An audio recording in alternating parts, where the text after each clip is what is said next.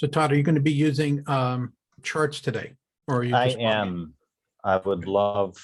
Okay, I just need to some authorize controls. Screen sharing. There we go. You want to do a test?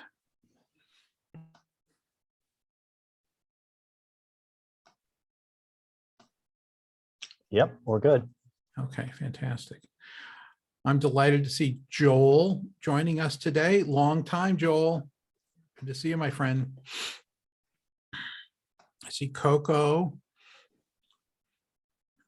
See Patty from Todd's Universe. Welcome. And the whole cadre of others. So we're going to get underway, and we're recording the session as we normally do. If you have any objections to being recorded, just stay silent, or this would be a good time to drop off. And with that said, delighted to have Todd Hoskins join us today on the People-Centered Internet call. Todd is a PCI fellow, senior PCI fellow, and he is a person I've known for quite a few years. He's a practitioner and thought leader in the art and science of working together, and I think of him as an organization designer. He focuses on the way that we work together and coordinate movement with each other in teams, in ecosystems. He's the founder of Canopy Gap, and is inspired by nature and cooperation, collaboration, and navigating complexity, and what he calls navigating the mess, right? So he's also a co-host of the Leading from Being podcast with Marty Spiegelman.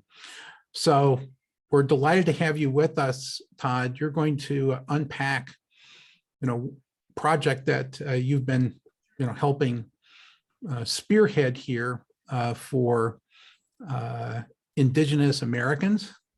And I'll just say that your work with major organizations like Microsoft, Lenovo, Kaiser Permanente, NASA, and Northwestern University are inspiring, and I'm glad that you're bringing that expertise to Native Americans. So with that, let me turn the call over to you to share progress, and then we will go to our regular Q&A. We'll conclude at 12:30, but then we have overtime. So those of you who can stay with us from 12:30 to 1 Eastern, we'd be glad to have you stay with us. Todd? Thank you, Kevin. And good to see mostly familiar faces, a few people I've not met before. I'm going to pull up some slides. We refer to the Tribal Resource Center as the TRC, an acronym that sticks. And you may have been here in March when I did an update on the Global Help Desk. Because of all of the activity in the TRC, this is where I've been giving my time as a PCI fellow, a couple other areas as well. But this has been an important project for PCI for the last year. So this is what we're going to cover today, the state of tribal broadband, what's happening, looking back, reflecting upon the past year, the 4 tribes that we've been working directly with over the past year, just a brief overview of that, where we're going in the TRC, and then there'll be time for questions. I would like to introduce to you Matt Rantanen, who is the tribal lead for PCI and the founder of the Southern California Tribal Digital Village. I could go on and on and on about Matt, but I'm going to read a kind of an abbreviated bio so you get an idea as to who Matt is. He is the Director of Technology for the Southern California Tribal Chairmen's Association and the Director of the Tribal Digital Village Network that was started in 2001. designing and deploying wireless networking to support the tribal communities of Southern California. He is also partnering in business development for Arcadian Infracom, a fiber infrastructure company, drawing new lines on the map, empowering the unconnected. Matthew's of Finnish and Cree Indian as well as Norwegian descent. He's been described as a cyber warrior for community networking. He's an advocate for net neutrality, broadband for everyone, and opening more spectrum for public consumption, always looking out for the unserved and underserved. Matt had served as chairman of the board for 2 terms and currently vice chair and treasurer on the board of directors for Native Public Media. He was named to the FCC Native Nations Broadband Task Force and completed a 2nd term. He's been renamed to the task force by the FCC chairman. He also serves on the inaugural board of the American Indian Policy Institute at Arizona State. Matt is on the Tribal Advisory Group, which advises the California First Responders Network, the Office of Emergency Services in California, the California Broadband Council to the governor, and the Golden State Networks, which I hope Matt takes a little bit of time and talks about today. Matt works with the National Congress of American Indians, was just in Alaska last month for that, and is currently the co-chair of the Technology and Telecom Subcommittee, and co-chair of the Technology Task Force. I'm going to stop there. I'll say all that, but how I know Matt is as great as his accomplishments are his generosity, his creativity, and his ability to pull people together to do some amazing work at a community level, and then bridge that to helping all tribes. And I would say it extends beyond tribes. Matt is a guide and helper of human beings. So Matt, I wonder if you could spend some time talking about the state of tribal broadband and a little bit about Golden State Networks. Absolutely. Thanks, Todd. And thanks for the highlight reel.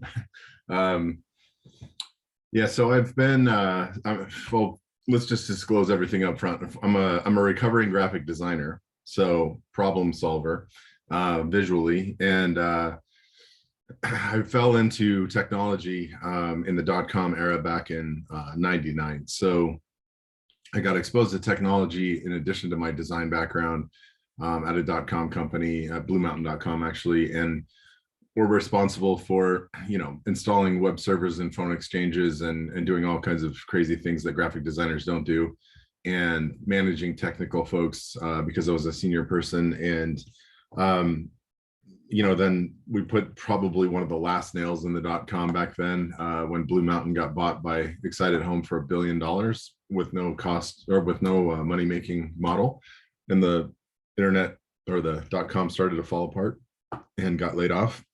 And I ended up in a really good spot in Southern California Tribal Chairmen's Association, helping the tribes work on technology efforts, broadband efforts, and just general understanding of the digital space. So fast forward now 2 decades plus, and been fighting the policy fight since I got my feet wet about a year in. Navigating federal subsidies, navigating why tribes aren't included in the language, where the states are included, cities are included, counties are included. Why aren't the tribes included? Tribes have a federal trustee responsibility or relationship with the United States federal government. They do not have that relationship with tribal government, with state governments.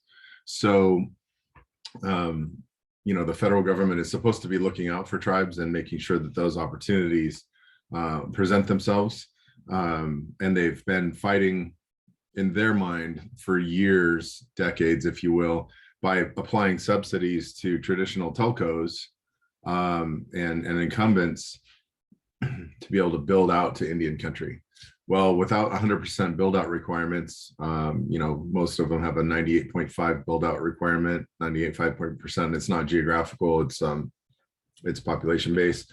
So 1.5% of the people they can leave behind is quite easily the tribes, because the tribes live on reservations, which are quite a long ways away from, normal infrastructure. So Another couple foundational things. I joined Arcadian Infracom, which is a new fiber builder starting in the Southwest, funded by TIAA, building routes from Phoenix to Salt Lake, Phoenix to Denver, through the Navajo Nation, over 300 miles of connectivity for Navajo. 3 other reservations on a southern route across I-40, 2 more reservations on a northern route in development, and partnering with these tribes to move forward. But what became very apparent was 23 years ago, when the first fiber routes were built across the United States, they were valued on how fast you could build and how much you could build in a day. So anything that slowed them down, the Grand Canyon, the Rocky Mountains, big lakes, they just went around it.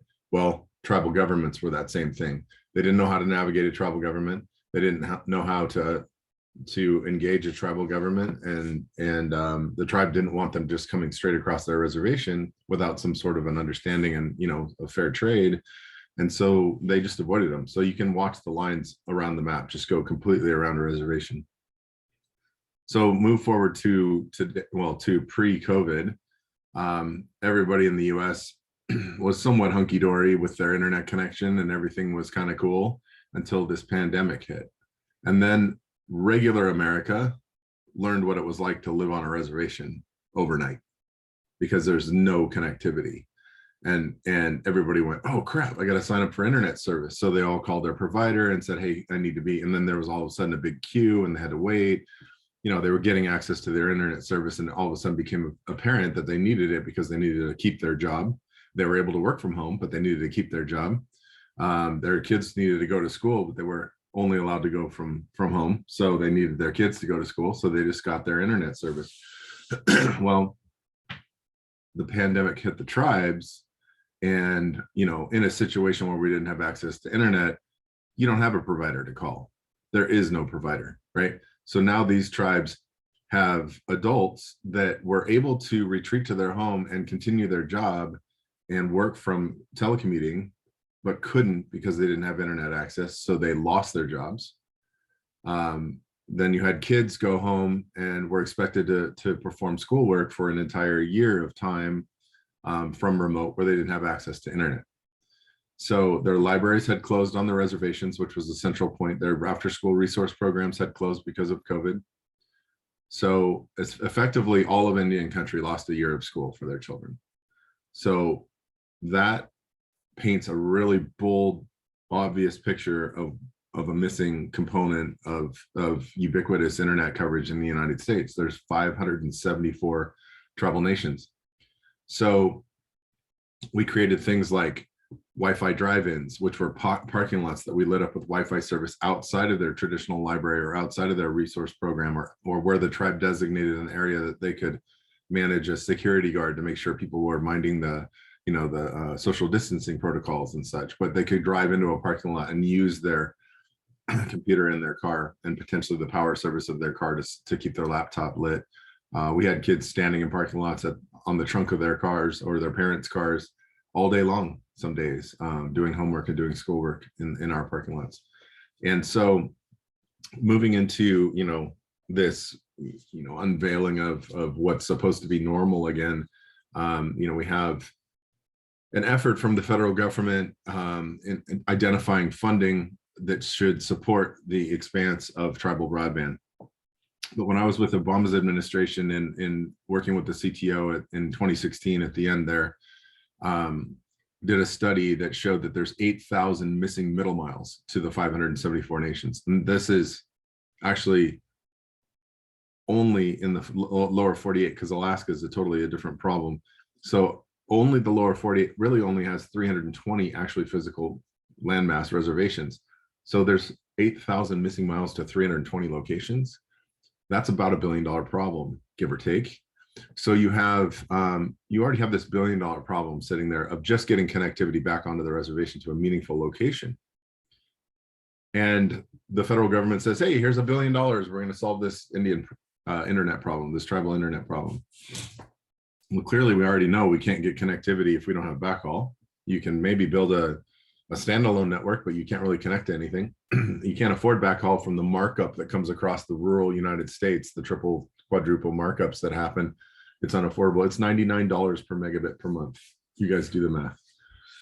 So then they thought, well, let's open this up and figure out what kind of response there is. Well, prior to that happening, at the end of Obama's administration, I'd done some desktop engineering with some experts and some folks in Indian country.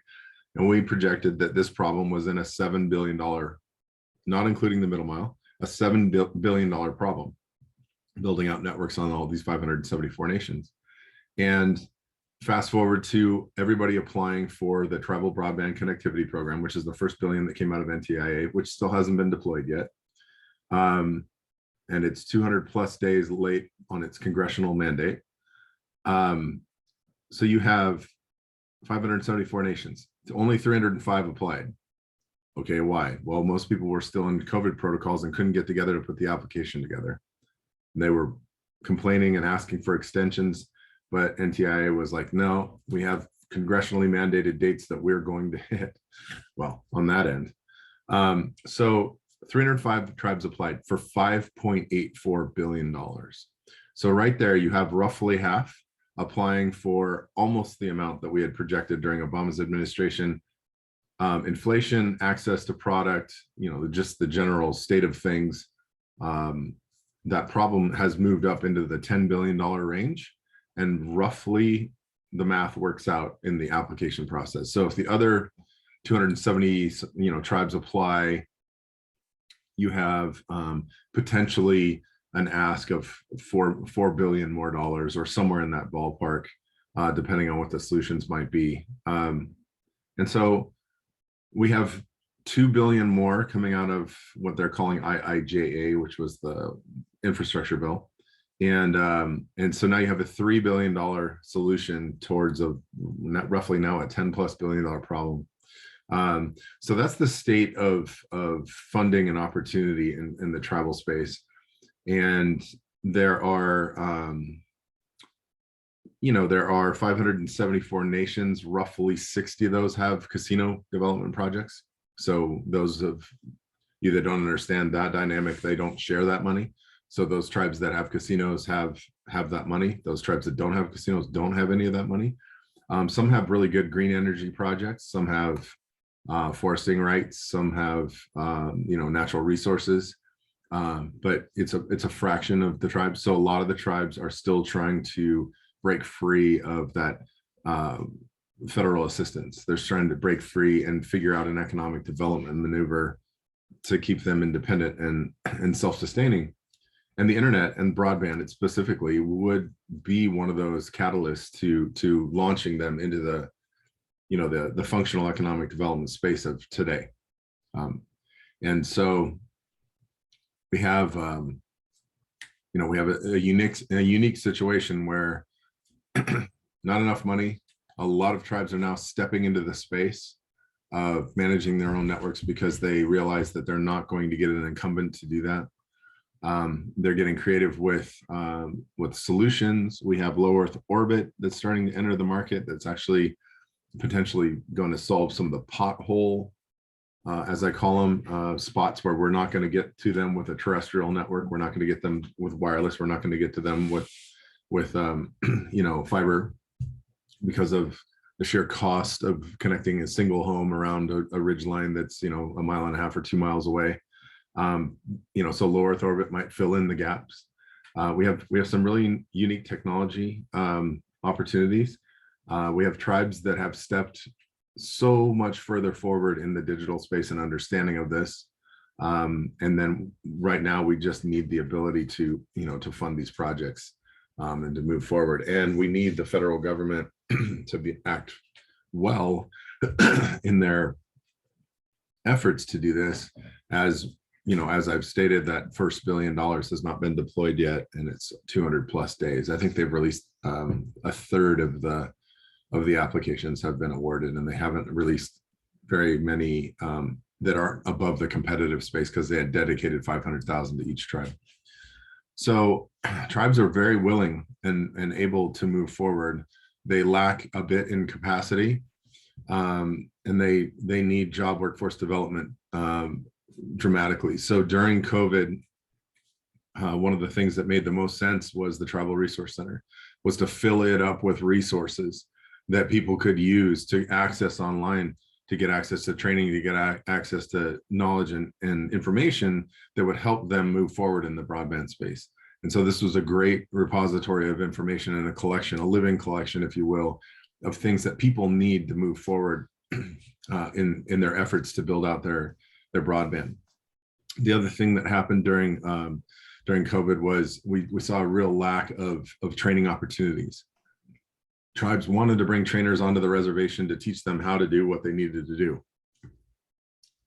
No tribal leadership would allow anybody to come on res because they did not want to expose their population base to COVID.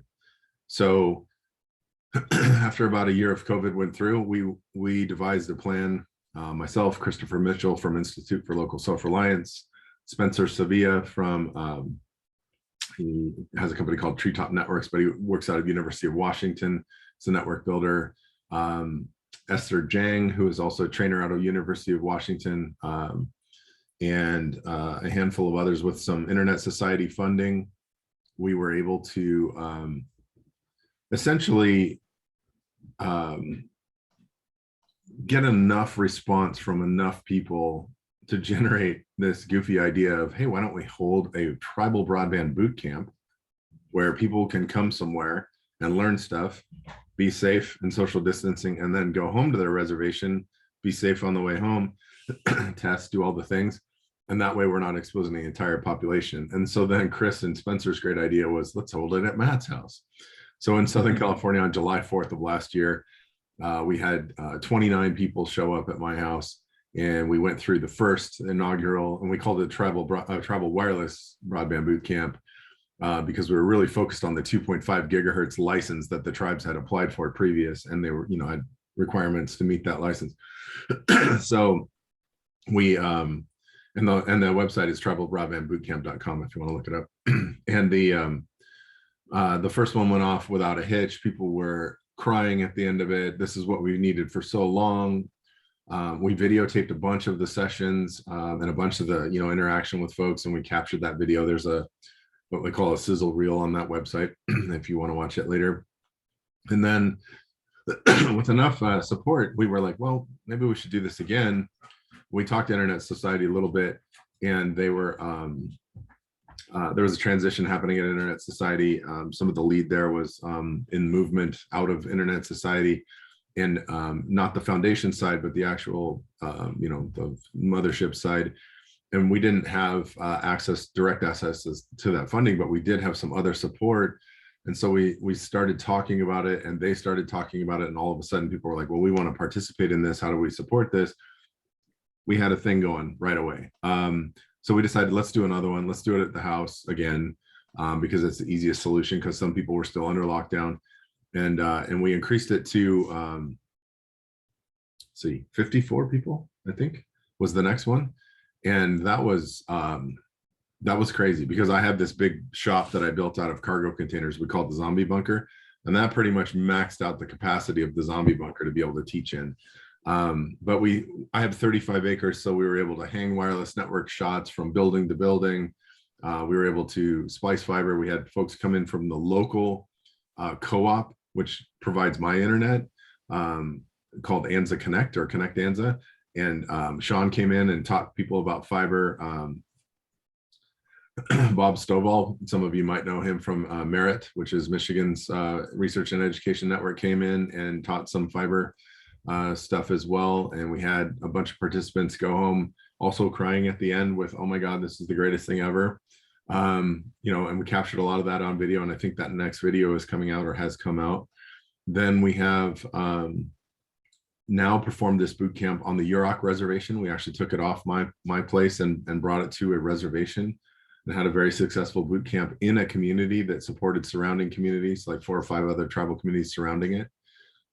So we know that this thing can move around and be functional. So tribes are very eager. Tribes are very anxious to get connectivity. They don't want to see another wave of pandemic shut them down. And they want their people to be able to be trained up in this field. And They're, they're very grateful that there is a boot camp. They're now very grateful that there's a tribal resource center, because the tribal resource center caters to everything that the tribal boot camp does. Content that's created at the boot camp lives on the resource center, and vice versa. We teach it. Institute for Local Self-Reliance, based out of Minnesota, which Christopher Mitchell runs, is an exchange of data and information and video and instruction between the Tribal Resource Center and their municipal network work, which some of you may know, and then the boot camps. So, we've created a really good instructional space. Tribes are very eager, but there is a big deficit of support for tribes to get connected. And it's in the multiple billions of dollars range. So I hope that is enough of an overview. Todd, let me know if there's anything specific. That's fantastic. And I know Kevin is collecting the questions as they come in. We'll get to them at the end. Thank you, Matt. Mm-hmm. So Thank you. Matt mentioned the dollars that we're talking about right now. Only a third of that NTIA funding has been awarded so far.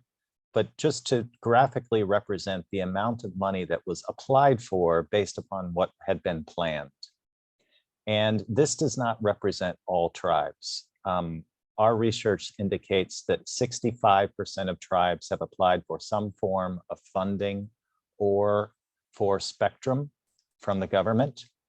So roughly a third of tribes have not submitted any application whatsoever.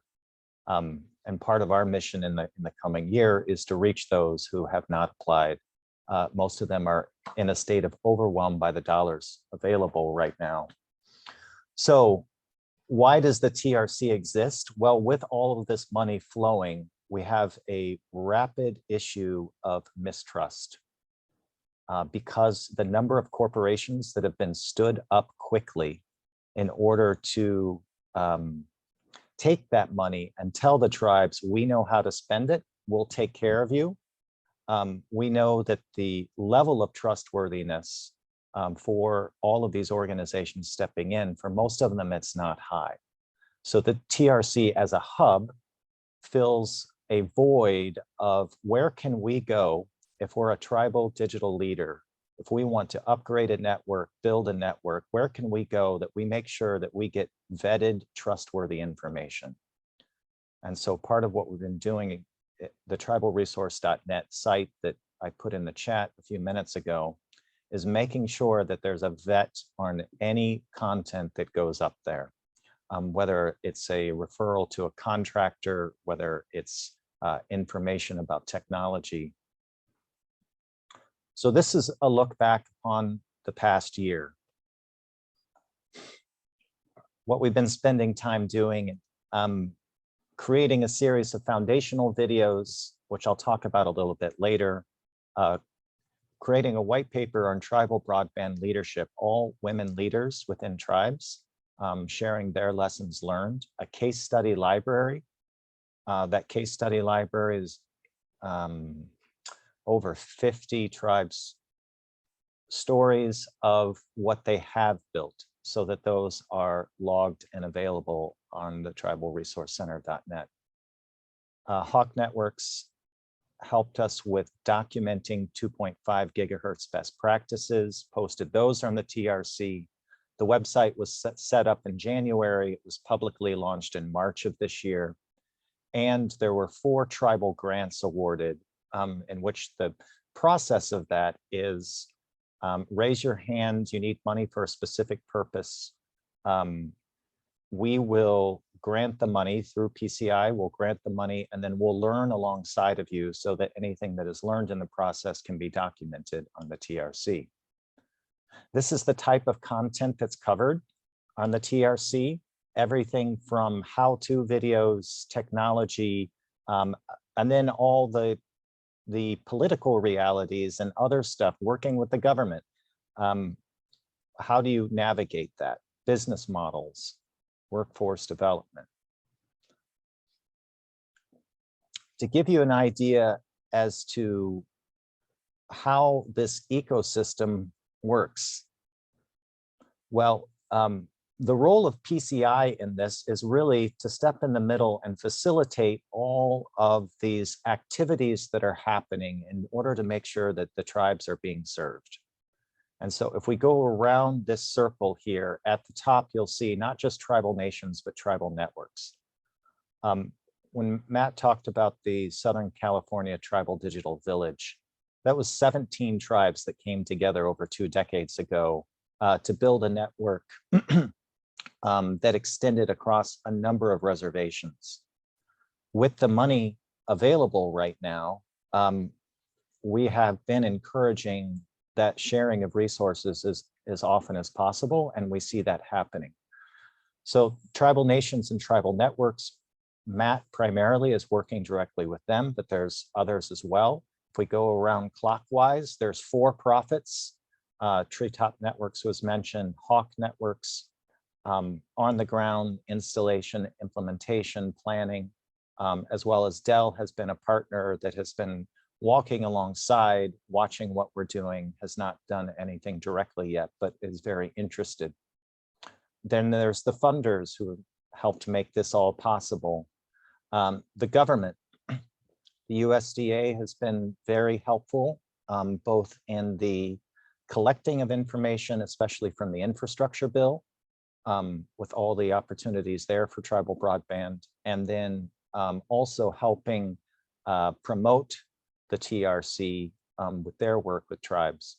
State broadband offices, with that infrastructure bill, each state needed to find a way to allocate their resources. And so state broadband offices also need to work with tribes, and Pew Charitable Trust has been connecting the TRC with state broadband offices to help learn best practices for working with tribes. Can I interject Golden State right Yes. here? Okay, cool. So one of the state broadband offices, the California Department of Technology, the governor's office of California, this is a prime example of what they've done with their federal money. They have taken a $6.5 billion chunk and decided that they're going to focus on broadband in California. $3.25 billion of that was to create fiber infrastructure, fiber ring infrastructure topology throughout California. They've added since another $1 billion to that, and it is a program that is I mean, think of Olympic symbol of rings, and then duplicate that across California, concentric rings overlapping. You want as much fiber ring architecture as you can in the rural regions to support everyone. Louis Fox, the CEO of Scenic, was tasked to create an entity called Golden State Network to actually do the development of this network, and then work with California Department of Technology and Caltrans to do the deployment of this. And they brought me on, I'm on loan technically from Southern California Tribal Chairmen's Association till the end of September to work with all 109 tribes to make sure all 109 tribes get access or are fully aware of the middle mile architecture opportunity at wholesale cost, so below $1 per meg, and with access where they need the access, not where they have to build infrastructure off their reservation to get access. So that is my current role in the space right now, and that is a prime example of a state taking federal money and actually making a difference in the broadband space inside of their state. So thanks, Todd. Thanks, that was perfect timing. So there's technology involved too with Open 5GS, also with the tribalresourcecenter.net. We will be integrating Hilo in the coming months. We'll talk about that in a minute. A number of nonprofits, there's more than 4, but I listed 4 here. Pew Charitable Trust, which is very involved in helping make sure states, municipalities, and tribes work together with the funding that's available. The Institute for Local Self-Reliance, we've talked about them, and Chris Mitchell. US Digital Response, helping with some integration, and Code to Change, helping with some tribal outreach. Then we have university partners, and I think there's actually a couple more in addition to this too. I just want to mention that Yale University's, their role in this is helping build out the legal section within the TRC. They will be having a legal clinic in the fall semester for grad students and law students that will be doing research and legal documentation, so that will help with the TRC. And just to summarize this, all of this needs to be coordinated, and all of this needs to be coordinated around cultivating trust, which is a lot of what we spend our time doing. So we think about year one, how was the money that was granted, how was that spent? Well, actually, about half of it was spent directly supporting 4 tribes.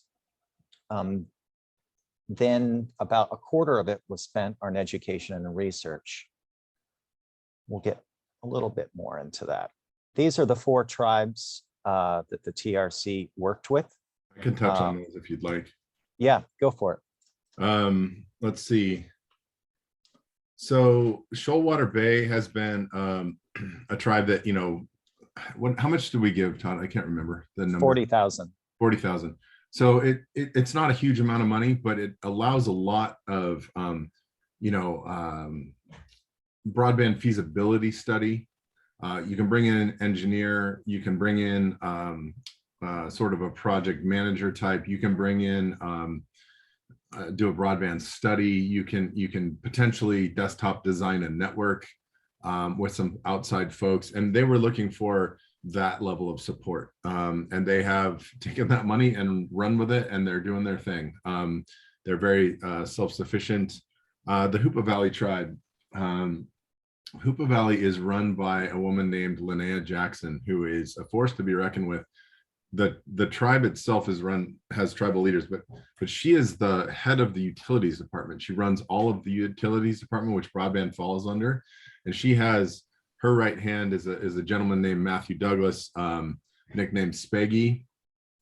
And between the two of them, they have fiber services. They're deploying fiber. They're working with trying to take over frontier assets that are in Chapter 11. They are working with regional projects and other ISPs that are deploying fiber. They are going to potentially partner with the Golden State Network's efforts to be the joint builder in that region, to manage their own EPA, CEQA, NEPA certifications and processes to get through their land. So they're a very advanced tribe in California. Fort Bidwell community is in a state of flux. They had a great broadband leader who got snatched away by rural utility services in another state. And I think their co-chair or one of their lead councilmen is now engaged with us and asking for support, coming to a boot camp, going to better understand the task at hand in broadband, and then be able to hire the right person or bring the right person up through their community to be able to run their broadband efforts. And then the Yurok tribe, also a very advanced tribe, during the pandemic stood up a broadband division. It was led by Jessica Engel, who is a friend and has been to all 2 of the 3 boot camps that have happened. They had a political turnover and Jessica got removed, which is a mistake in my eyes, but there was some chaos, and this happens a lot in tribes. It's very small town USA if you relate to that. But politics are politics, and so the Yurok tribe is still very functional in broadband. They are looking for a new director. One of their lead council and one of their council members are managing the project while they're in the hunt for a new CEO. They have great IT lead in that space that is still running the project. They are also in the running to grab some of Frontier's assets in Chapter 11, and easements and rights of way and things. So that money that was split up between those 4 has done some really good foundational stuff. I mean, $40,000 isn't a lot of money, as we all know, but it does link into the right space and help them move the pieces across the board. Thanks, Matt. Just to give you an idea as to the state the diverse state of tribal broadband in the Fort Bidwell community, which is in a remote area far northeastern California, they only had internet service in the government buildings, two government buildings. It was satellite, and they were paying over $800 a month for intermittent internet in which they couldn't even stream video. So no residences had internet access. With the UROC, to give you an idea as to the size of that reservation, in order to connect, they did apply from NTIA for just under $40 million to bring internet across their reservation, broadband. So now we're going to turn and look a little bit at where we're going from here before we get into questions. Based upon what we've learned and what the needs are, making a change of direction into looking at the year 2 funds as we get those approved and they come in, that now that we have some content, some valuable content available, to do a lot more outreach. And that outreach, the plan is to do that through native interns who would come in, experience a boot camp, get immersed in tribal broadband, and then spend the rest of their time reaching out to tribes in their region. Still a little bit spent on content, some on some technology, but that would give us some staffing to reach more of these 574 federally recognized tribes. Also in the coming year, we're in the process of this evolution. That's Linnea, by the way, at the UROC boot camp, smiling as she often does. We started with kind of a 1-to-1, or let's say 1-to-4 approach, in which the TRC was directly learning from and supporting 4 tribes. Then with the launch of the website as a hub, with a lot of information, it was the 1-to-many. Where we're going in the coming year and beyond is a many-to-many approach, the peer-to-peer learning networks. So as this space of tribal broadband grows and there's more digital leaders setting up the infrastructure so they can learn from one another, not just coming to a set of resources. And that will mean continuing with our foundational videos. That's for somebody, one of those 35% of tribes that have not applied for anything. The foundational videos serve as an orientation, 8 to 10 videos that are 5 to 8 minutes each, a help desk, which will be functional later this summer, rich profiles and interactions, that peer-to-peer learning networks having the social capabilities within the TRC for that to happen. The on-the-ground presence, attending events, having the outreach program, the Tribal Broadband Bootcamp partnership. We've been getting closer and closer to the boot camps, and now we see how they work together. One as a hub of a network, another as an experience of a community that feeds into the network, and a series of webinars which will be launching later this summer for tribal digital leaders. And I'll say that the evolution of the TRC, connectivity is only the beginning. Getting tribes access to broadband and technology, then we start thinking about the benefits of that access and what that means for various tribes, whether it's workforce development, whether it's remote learning, whether it's entrepreneurship, telehealth, telemedicine, that the TRC in the future will be providing resources on how do you get those started based upon what your own needs are. So I would like to, before we take on questions, I would like to share a 3-minute video from the Tribal Broadband Bootcamp. I think it'll give you all a taste of what we've been talking about. Instead of Matt and I talking, you'll get to see Matt talking again on video, but not the whole time. There'll be other people too. So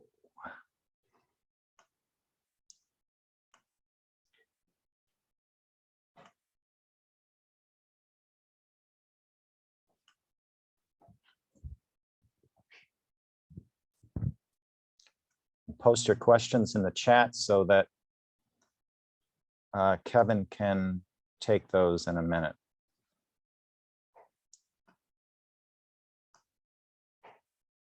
Yep, we've got some, Todd. Let me know if you got sound. My name is Matthew Rantanen, and I am hosting the Tribal Wireless Bootcamp in Southern California at Rantanen Town Ranch. The whole point for the Tribal Wireless Bootcamp was to start a process where we get tribes to come together and be able to share experiences with trained professionals. And I think we came out with a now network of people that will rely on each other forever. The way that the Yurok Reservation is organized, it's very large and remote and vast and rural. There's small groupings of populations, but since there's no fiber infrastructure anywhere near the reservation, there's no communications, it's very dangerous. We have to get our internet from an 18-mile over water wireless link. And until yesterday, that to me was just something that, you know, didn't seem so absurd. Until like practically looking at what you have to do to link two pieces of equipment together, and just in a single room, two pieces, you have to get them exactly lined up perfectly.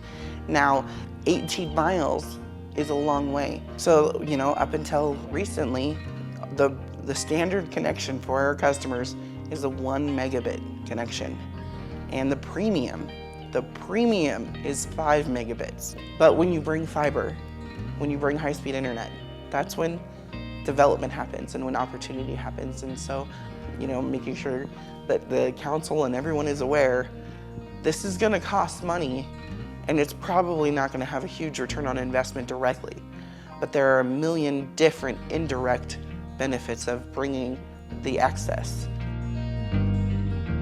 I think it's really important for the tribe to manage our own resources and have that opportunity, because no one is going to provide for our community and care as much as we are, because we're serving our own family members, we're serving our own tribal businesses, we're helping out the educational systems and the departments and entities that have been lacking in that service. I think it's a really critical time for tribal nations, not only getting the 2.5 licenses, but having opportunities for funding to build out themselves.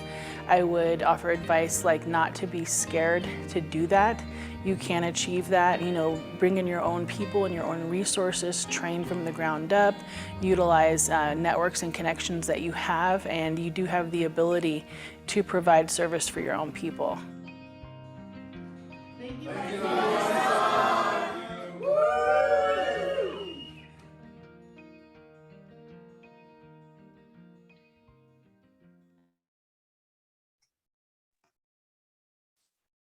Okay, Kevin, have some questions? I was just in chat, or something I was about to do was I was going to call on May Lynn. She said, don't call on me, right? Because she's under the weather and would call. She mentioned in chat that some of the initial funding that kicked this off came as a result of Lynn Wells helping identify funding. Is there anything that you could add about Lynn's help in this arena? Absolutely. We have received funding from Google, from ISOC Foundation, and from Schmidt Futures. And Lynn was instrumental in writing the grant that got us the funding for the ISOC Foundation. So Lynn is on a plane right now as we're on this, heading west. So he's disappointed he's not here today because he would be enjoying this. And also gratitude to Vint Cerf, who was so involved in getting that initial part of the funding. And I'm guessing he's going to watch this video. So thank you, Vint. Yeah, Vint brought me in originally with Maylin and has been working with me through his project Eagle Feather to this day, actually, and has actually helped fund the boot camps this year as well. So, Vint's been instrumental. We had a conversation a number of years ago, 8 years ago or so, that was really foundational between us about tribal and about like access to tribes and what the hardships were and the barriers, if you will. And at that point, Vint has been more than generous with every effort that I've been involved with all along. So it really comes full circle to be able to build something here at PCI, something that he and Maylin started. Yeah, 100%. And Todd, I want to just also point out and say that I'm delighted that I was able to introduce you to PCI 2-3 years ago, right, where you were able to unpack your point of view and you immediately clicked with the mission of PCI and got involved in this space. So gratitude for your contributions and your coherence with what PCI is all about. Right. Kevin, I'd like to just pile onto that one and say, as you probably heard in my intro that Todd was presenting, I'm a little bit busy. I'm a little bit spread out working on some stuff. And, I've had a lot of support at PCI for the work that we've done, but I have never felt more support than when Todd came on. I just want to thank you, Todd, for all the work that you've done, because you've made it really easy for me to do more with PCI than I have in the past, because you're carrying the parts that I just don't have time for. So it's been phenomenal, a good working relationship. So thank you for that. Yes, the feeling is mutual. Thank you, Matt. Okay, so we had some comments, actually quite a few right at the start from Ben. So Ben, you want to join our conversation?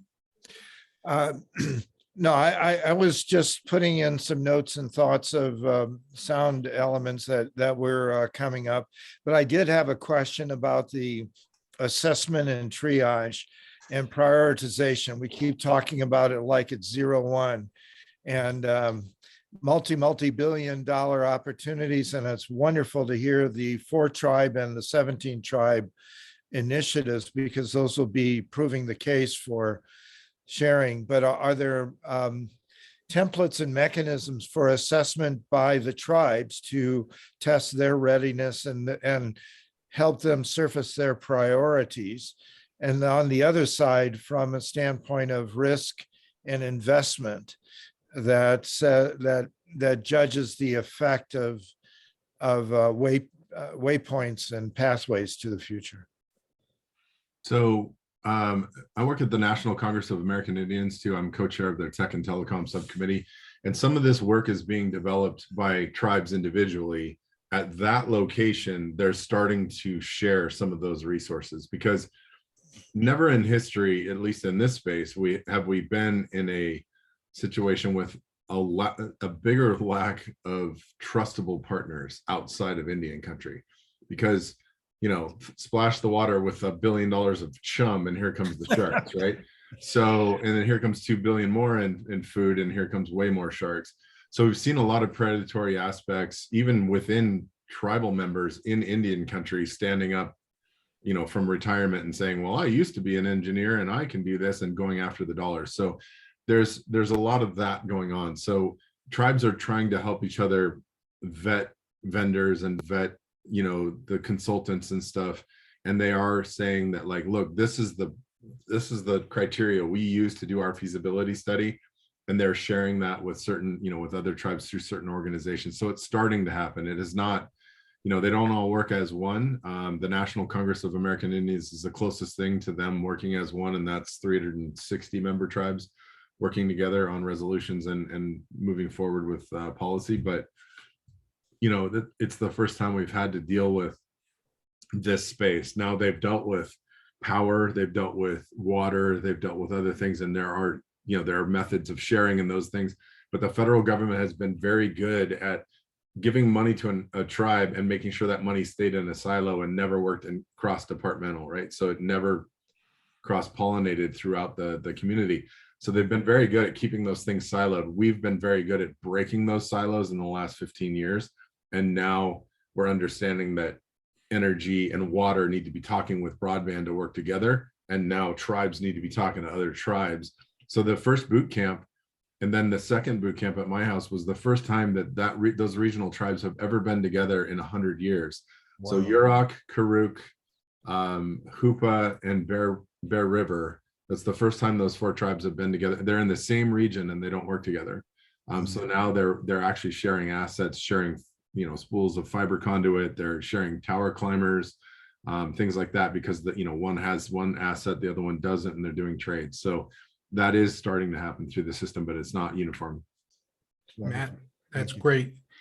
In a lot of ways, I could never hold a Latin American Advisory Council in any place but Miami, because there was no country that was neutral enough to bring all of them together. You're the Miami of of your initiative. You're doing some secondary, really good work there and bringing people together that haven't been together in a while. Alex, we're glad to have you with us. You had some thoughts in chat. Actually, one of them was kind of answered now in terms of, and I apologize, I'm actually under the weather as well, but so for my voice. As it regards to feasibility studies, and it has been answered a little bit now. That's something that we're looking at a lot in Canada here, because a lot of communities, they don't know, they don't have the technical expertise to how to do the first steps. So one is to get the information gathering of what is the status quo, what's the typography, where's the very early stages, and then doing a feasibility study. So that's something that we're trying to do now, and I was interested in learning more about. It has those initial steps been standardized, so you can actually go to community and start the early process, because it takes so long to do the individual steps that for instance, here where we're working with the First Nation communities here, we want to do the early stage for all of them right now. So when we have the funding for feasibility studies, that can happen everywhere as fast as we can. Yeah, so one of the biggest problems there is that anytime tribes have been counted, they've been killed, right? So there's a very bad historical reference to quantifying anything about your people and your community, because they want to know, like, okay, how many people are you? How many men are there? How many children? How many women? And then, okay, too many men, whack. There's been some horrible history there, but they also, and I've found this, nobody says this out loud, but I've seen this in experience over the 20 years that I've been doing this. They're embarrassed that they don't have the services, and they don't want that to be public, that they don't have access to the current status, right? So they're a little uncomfortable telling, like, yes, our tribe has nothing. So that's one of the stigma that happens as well. And then, Alex, one of the things that and it's very innocent, but it's very telling sometimes. We want to go in and do that for all of the tribes. That statement right there doesn't wash in Indian country. The champion has to be on the ground. You have to partner with people on the ground, and you are working on solutions together. You're not solving their problems. You are working with them to build solutions, right? And you may have the solution that they don't know, but it's a process with the people on the ground, so that they're involved in the solution, they're involved in the development of that, they're involved with working with the other nations, or foundationally building what you're going to disseminate throughout the nations to do these things. And that's where you get the traction, that's where you get the growth, and that's where you get the buy-in. And I think that's the mistake of the terminology. Like when I said we, it's actually local partners in Yukon. It's Good. not me as in a settler organization coming from Toronto. Yeah, as long as it's tribal partners, you're good. Yeah. Yeah. Cool. And I think speaking to that, then Todd, your slide about connectivity being the first thing, the education of why it's important. It's not necessarily for the communities only, it's for the funders, for economy overall. why this is important as it relates to education, how it relates to what's happening in the next 2 to 5 to 7 years is crucial. So yeah, has any work been done in terms of that educational piece on your Yes. side? We're doing that through the National Congress of American Indians, several other Indian organizations like NAFOA, which is the Native American Finance Officers Association, are drilling that information into tribal council and tribal government leadership, that understanding that the demographics speak to the funder, right? The funder needs to understand what they're funding. And if they don't understand what they're funding, they're not going to put money blindly into some space. If they can have demographics and understanding of what the results or what the impact might be, then the funding is more likely to happen. So yes, that is happening through that level. All right, very good. We are at the bottom of the first hour. And so I want to thank everyone who's been with us. Todd, thank you for hosting. Matt, delighted to have you with us and really do a comprehensive explainer on what's been going on in this space.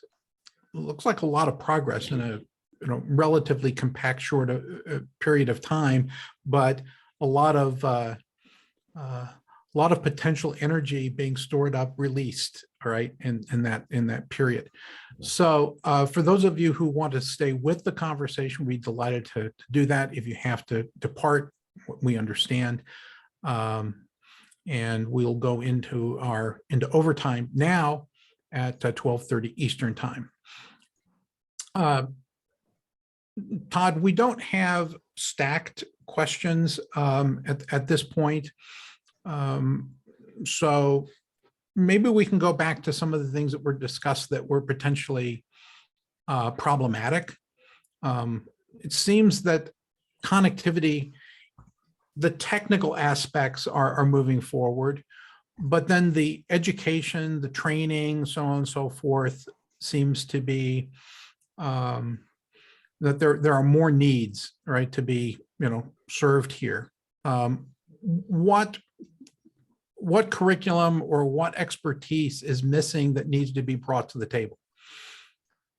We need more Matts. I'll say that. Okay. We're working on it. Matt and I had a conversation a couple weeks ago. We're looking at in the next year doing 6 tribal broadband boot camps, and they need to be a little bit longer than they've been in order to cover the material that people really need to walk away with and feel like they can take action in their community. So Matt taking 6 weeks off a year to be with 50 people is not doable. And so building capacity is something that's really building this leadership capacity is something that we're looking at. Matt, you want to add to that? Yeah, we haven't perfected the cloning piece yet. So we're working with Connect Humanity, and I saw somebody put that into the chat as well, that they were working with Connect Humanity. But Connect Humanity is new to this space, but the people that are in Connect Humanity are very familiar to a lot of us. Mark Buell and Jane Coffin have moved over there from Internet Society. Yohai Ben-Avi, I've known for, I don't even know, 6 years maybe through the IGF space. Chris Werman, is a great individual who I just met, but I love working with. So there's some wonderful people there that are understanding the space, that have seen me talk and seen others talk over the years. And I think there's an opportunity now to grow. And I think the coolest thing about them as a funder for this space, and I'm trying to work them into PCI's funding as well, but is that they understand that the mechanism can't just be Matt and Chris figuring out how to do this and replicate it and moving forward and then maintaining all the other things that we do. They're actually helping us build a business infrastructure around the boot camp. And then their end goal is to just be a fiscal sponsor and a growth mechanism to place it where it needs to live in Indian country, which is ultimately where all of these resources should end up over time.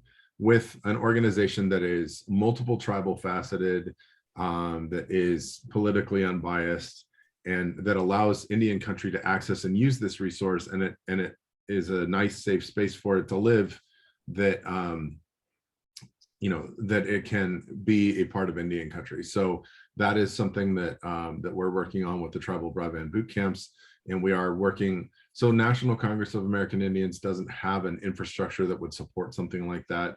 Amerind, which is American Indian Risk Management, their new name is Amerind.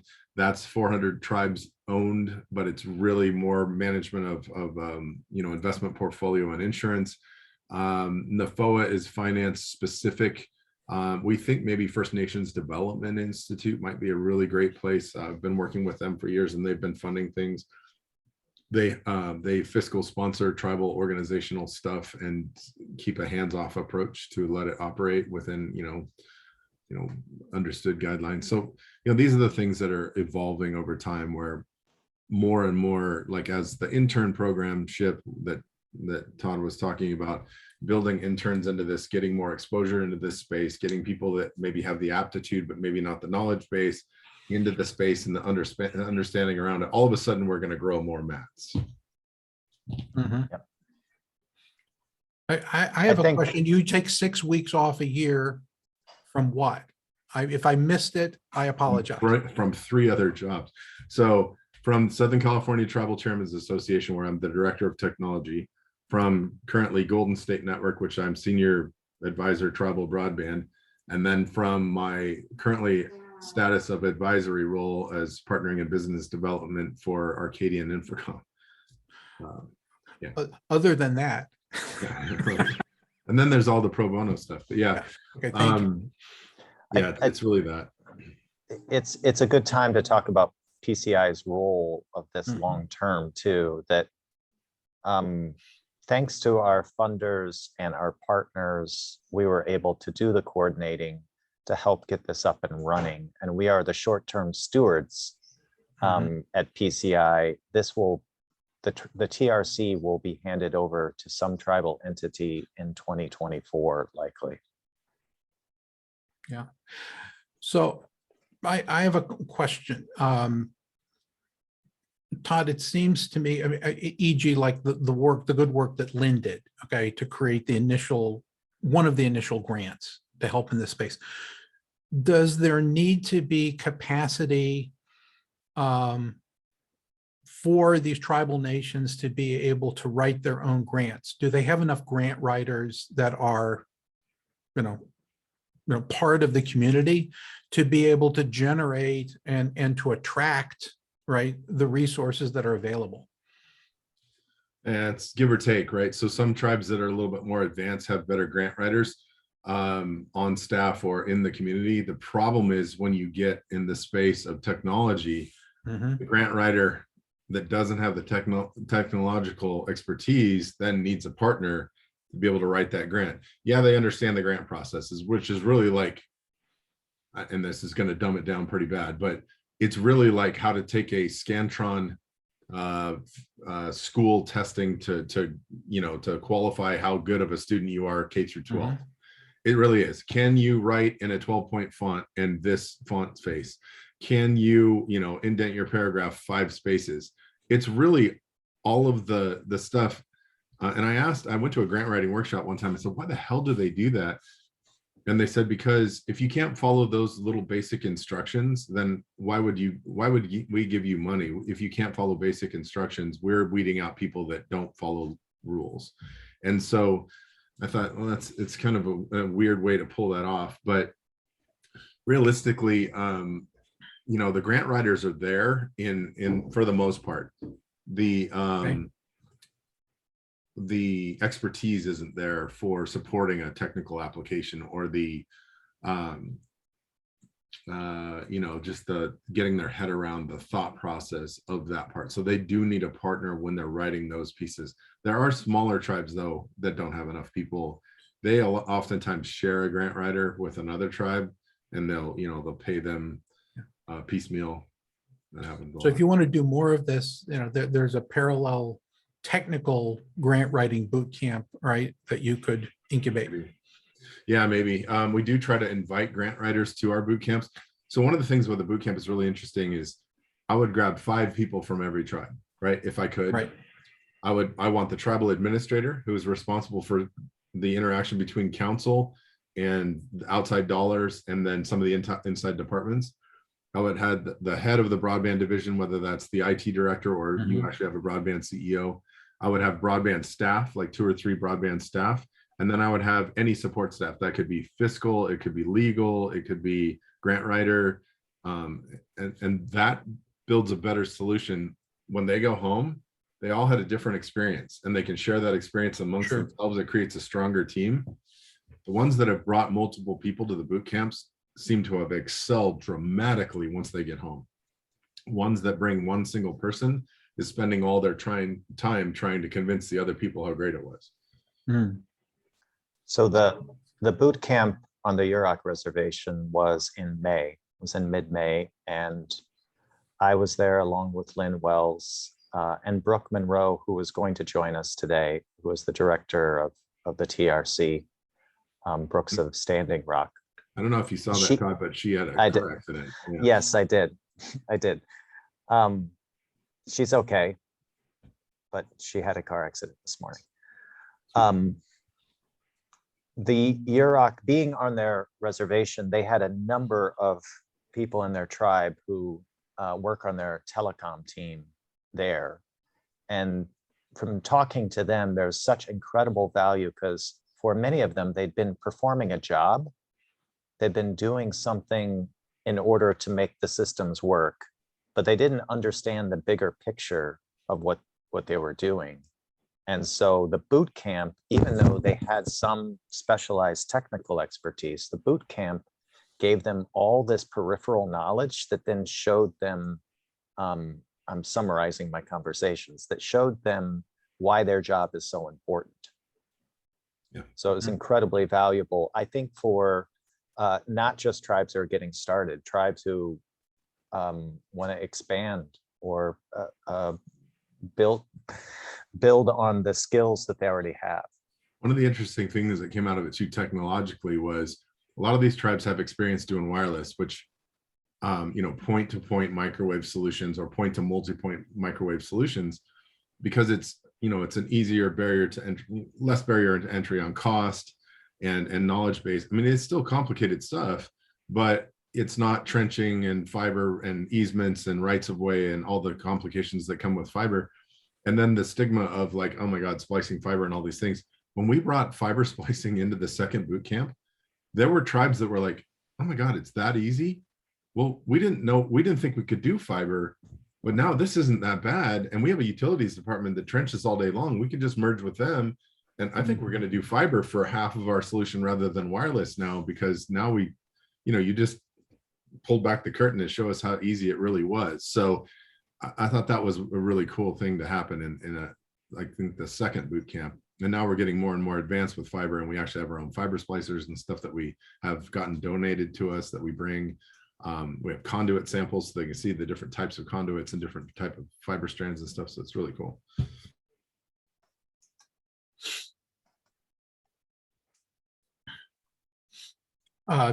Ben, you're putting quite a few comments in the chat. Do you want to rejoin the conversation with a question?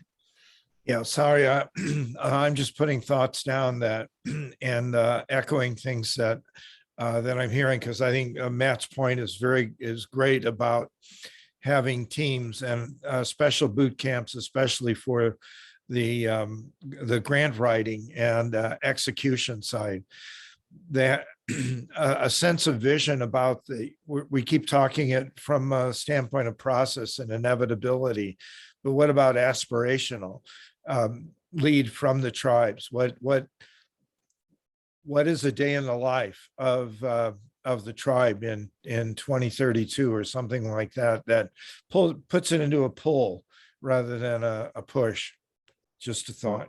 A simple statement about that is that those that live on a tribal reservation are operating and functional in the current day, right? The current status of the day. They are a participating citizen of the United States.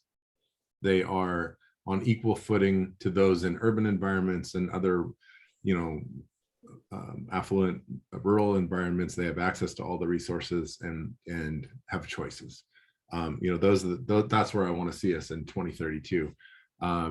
You know, one of the things that I think is most obvious is that projections by like the Federal Communications Commission on the 2.5 gigahertz license, tribes were like offered this tribal priority window to apply for a license, and in educational broadcast spectrum, when it was being recalled because it was misused, they're going to reallocate it. We got a tribal priority window for tribes to use it over their own land. And the FCC publicly predicted that there would be 12 applications. Well, there were 500 applications and almost 400 licenses allocated. The one thing that they didn't understand from the FCC side of things, and this is something very apparent to the tribal side, especially myself, and we were coaching, was that, look, it is a great development tool for networking, yes, but it is also an economic development tool. You own a full power FCC license that they will go assign a value to when they throw it on auction, and you will see how many billions somebody paid to grab it in the rest of the United States. You now have a value item that you can use as a bankable asset to borrow money against to build out your community networking. And that's one of the things that people don't understand. It's like, I get the question all the time, well, these tribes have a casino, why the hell do they live in trailers? Well, what people don't understand is they're living on sovereign land. There is no bank on the planet that can repossess sovereign land. So they will not lend you money to build a nice home on sovereign land that they can't repossess. So if you don't have bankable assets that are mobile, that can be gathered up and taken away, you're not going to borrow money to do the things that normal people in America are able to do. So that's why they live in a trailer, because a trailer can be hauled off. You know, they got really nice cars and really great clothes, but they live in a trailer because they can't borrow enough money to build a home and pay it off over time. It's the same thing with building community infrastructure. They don't have a bankable asset. They can't use the land as collateral. So this FCC license became a collateralized asset for them. And that's the first time in a while that we've had something tangible. So everybody went to grab that. Yeah, that would raise the question in the future of, would tribes want to come together and create their own financial institutions? But that's a whole other and they have thought. Yeah, exactly. Yeah, some of them have, yeah, I mean, that clearly would be interesting. Coco, glad to have you with us, joining us from Africa. Thoughts about what you've been hearing today? You're on mute, sir.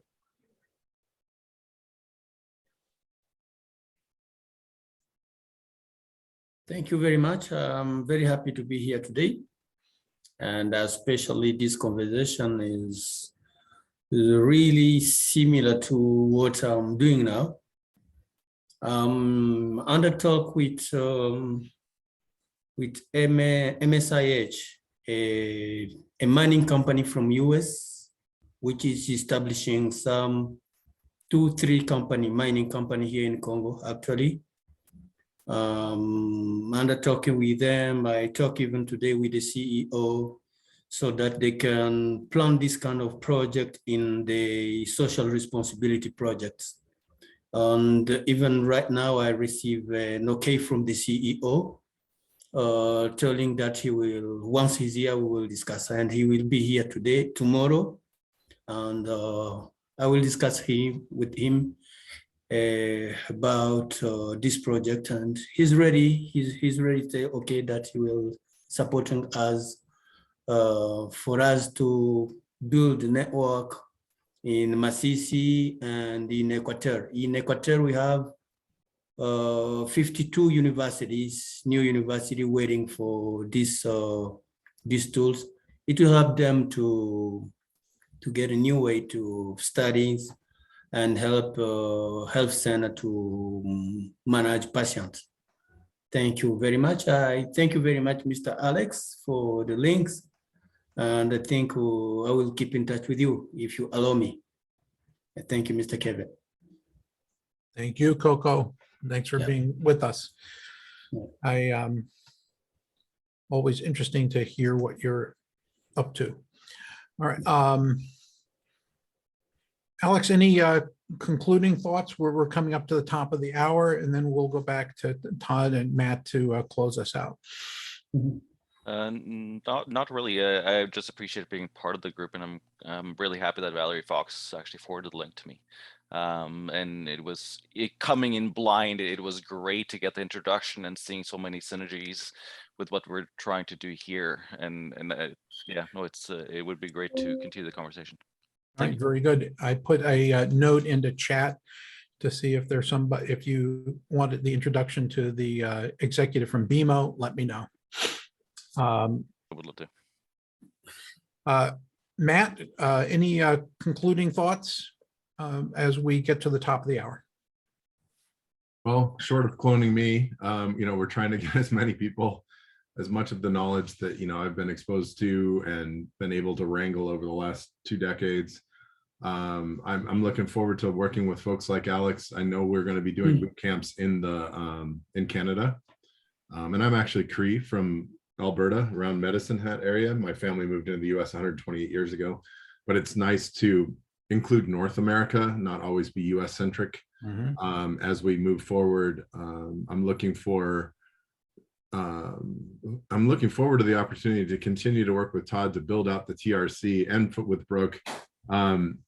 I think that we have the ability, if we can see this far out, to make this a North American resource, including Hawaii. And I think that it creates way more value to PCI and way more value to the TRC itself, because you have a lot of assets in what's been done as solutions in different regions. Surprisingly, how much Hawaii applies to Inuvik. It's bizarre how these communities that are so far apart and so different in geography and weather have identical issues and solutions. And so and I think it's really important for us to include all of us on North America, the North American continent, to be able to look at solutions together. And I would like to see the TRC expand and be able to support all of those efforts and communities. And I think it's just becomes such more valuable resource to everyone if we have that more encompassing solution. But yeah, I really look forward to working with anybody and everybody. I put my information in the chat, and feel free to reach out. That's great. Fantastic. This is sorry, just to elaborate on what you say. That's great. And even programs after you have connectivity, there's so much things you can do in terms of models that you can share, like collaboration cross-border. So and just to touch on that again too, National Digital Inclusion Alliance, Angela Seifer runs that organization, very involved in digital inclusion, digital equity, has got $10 million of Google money, and they are doing digital navigators in Indian country. So their first one is housed at Amrand, and then they are training up other digital navigators within Indian country. And what that is doing is, like you said, understanding what that network brings to your community, how to evolve your day-to-day to be able to benefit from the access to internet, not be hindered by the access to internet, and what that digital inclusion and empowerment looks like. And we have actually incorporated them into the bootcamp infrastructure as well, and we'll be relating to a lot of that from the TRC. Fantastic. 2 items that I'll mention before we conclude with Todd is, one, if you're interested in, once the connectivity has been created, connecting to a national network of technical and community colleges that's underway, let me know, because I think that that's another training resource that's available online. And second is, it looks like that there's a large amount of information coming into this Tribal Resource Center. Todd, if you think that it would be useful to apply machine learning to it, right, to make that a knowledge base that's automatically meta tagged, where there's some resource there to make it more accessible because people may, as it becomes rich, it may become difficult to navigate, right? So if you'd like to explore that, let me know. Todd, over to you. Yeah, let's talk. I think I'm going to just show some pictures because you mentioned community colleges and the joy of hands-on stuff and people learning to splice. I just want to show you from May.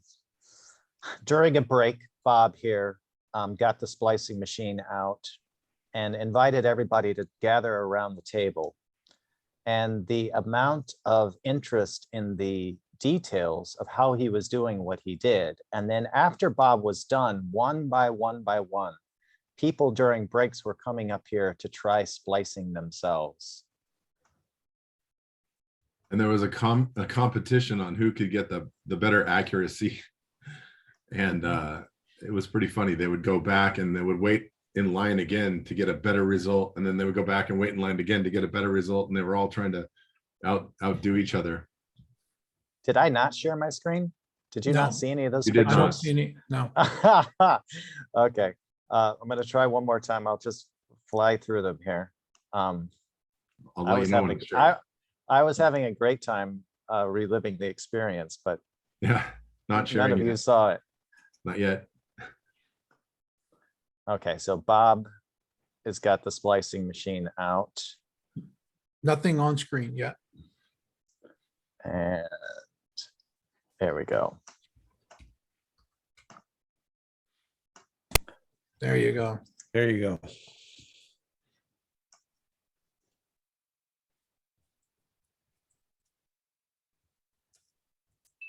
Is there audio, Todd? No, I'm just showing pictures. Yeah. I'm So just this is showing fiber pictures. optic. Yes. Splicing. Yeah.